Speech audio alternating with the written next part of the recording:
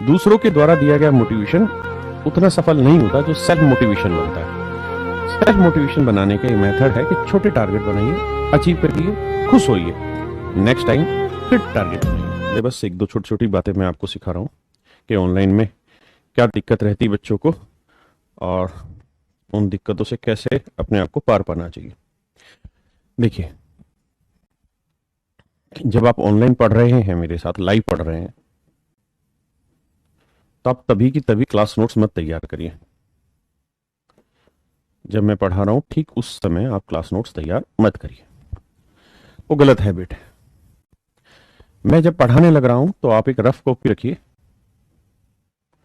Rough copy रखिए और एक पेन रखिए, और जो चीज मैं करा रहा हूं उसको रफ कॉपी में खुद करने का प्रयास करिए। क्योंकि जब भी मैं कोई चीज आपको बताऊंगा तो उसमें मैं काफी टाइम आपको करने को देता हूं और फिर मैं खुद कराता हूं मेरे बच्चों को। हाँ है ना? तो जो भी चीज मैं आपको करने को दे रहा हूं खुद से ट्राई करिए, रफ कॉपी में काम करिए, गलत सलाह जो दिल आ रहा करिए तो सही, यानी प्रयास करिए। जितना रेगुलर एफर्ट आप मार सकते हैं करिए। रेगुलर एफर्ट होने बड़े जरूरी है। मेरे बच्चे, क्लास नोट्स आपको बनाने हैं तो जब आपकी क्लास कंप्लीट हो जाए, जैसे अभी मान लीजिए मेरी क्लास 8 से 9:15 आपकी क्लास चल रही है, जिस समय क्लास कंप्लीट हो जाएगी और आप इस लाइव क्लास में पार्टिसिपेट कर चुके हैं, आपने बहुत सारी चीजें समझ ली होंगी, बहुत सारी चीजें समझ नहीं आई होंगी, बहुत सारे क्वेश्चन जो मैंने पूछे होंगे उनमें आपने कुछ का आंसर दिया होगा, बहुतों का नहीं दिया होगा, या बहुतों का दिया होगा, कुछ का नहीं दिया होगा, ऐसी संभावनाएं रही होंगी। तो जैसे ही ये क्लास कंप्लीट हो जाती है उसके बाद फिर से इस क्लास को उठाइए। पूरे दिन में जब भी आपके पास समय हो, उस समय आपके पास लाइव हट के रिकॉर्डेड फॉर्म में हो जाएगी। तब आपको अगर अच्छे से समझ में आया तो 2x की स्पीड पे इस वीडियो को देख लीजिए, कम समझ में आया तो सिंगल x की स्पीड पे देख लीजिए, और वहां आप इसके फिर क्लास नोट्स तैयार करने स्टार्ट करिए। यानी साथ साथ क्लास नोट्स मत तैयार करिए, ना आप क्वेश्चन नोट डाउन करिए, ना कुछ। सिंपल कोशिश करनी है साथ साथ जब आप लाइव पढ़ रहे हैं तो जितना संभव हो सके, जितना जल्दी हो सके, क्वेश्चन के सॉल्यूशन की तरफ जाना है और सॉल्यूशन खुद से करने की कोशिश करनी है।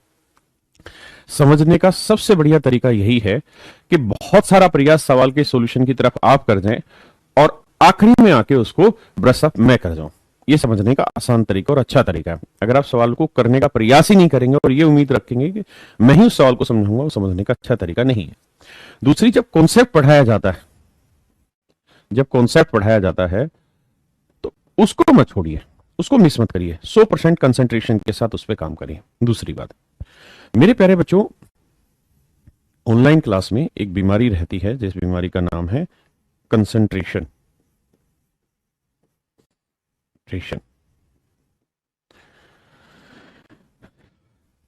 ये बहुत मुश्किल से बन पाता है। स्टार्टिंग में तो बच्चे मोटिवेटेड होते हैं, बड़ा उम्मीद जागी रहती है सबके मन में कि बस अब तो हम कुछ ना कुछ करके हटेंगे।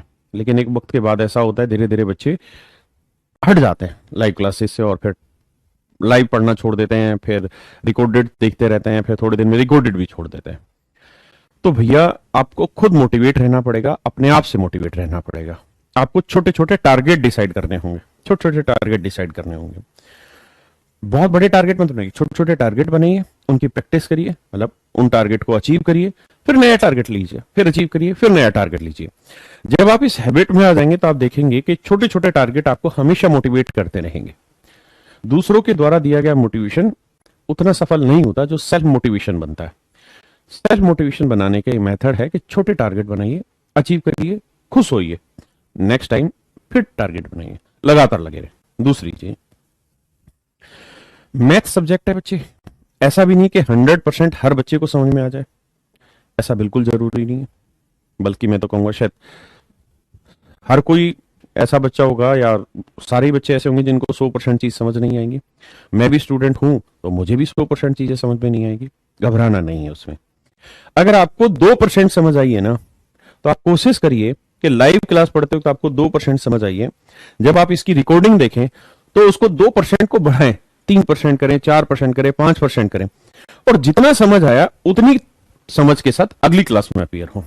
धीरे धीरे देखेंगे ये हैबिट बढ़ती जाएगी, 2%, 5%, 10%, और ये बढ़ते बढ़ते एक दिन ऐसा होगा एक सर्टेन टाइम के बाद कि आपको 100% चीजें समझ में आने लगी हैं। मैंने कहा कि ये कतई जरूरी नहीं कि मैं बहुत अच्छा पढ़ाता हूं, लेकिन ये जरूरी है कि आप बहुत अच्छा पढ़ें, क्योंकि अगर आप बहुत अच्छे से पढ़ेंगे तो 100% आपको चीजें समझ आएंगी। लेकिन एक वक्त के बाद, आज वो चीजें उतने अच्छे से आपको समझ आए ना आए पता नहीं, लेकिन एक वक्त के बाद आप उनमें बहुत कंफर्टेबल महसूस करेंगे। इसलिए मेरे बच्चे इस बात को ध्यान रखिए, मैं आपके सभी के कमेंट का आंसर देता हूं पाली जी, कि आपने क्या काम करना है, कंटिन्यूस एफर्ट करने, रुकना नहीं है। चीजें कम समझ आए या ना समझ आए तो भागना नहीं है चीजों से दूर, लगे रहना है, धीरे धीरे धीरे। कुछ हिस्सा तो समझ आया, कोशिश करिए उस हिस्से को और डिटेल में समझे, चीजों को 2 बार 3 बार वीडियो देखें। ऑनलाइन क्लास का ये तो फायदा है कि जो हम पढ़ रहे हैं वो आपके पास 1 साल तक रहने वाला, तो उसको 2 बार 3 बार 4 बार 5 बार देख के कुछ ना कुछ उससे आप और बेहतर तरीके से सीखते चले जाएंगे। हाँ है ना? तो एफर्ट बहुत जरूरी है, अगर एफर्ट डाउन होंगे तो दिक्कत आएगी।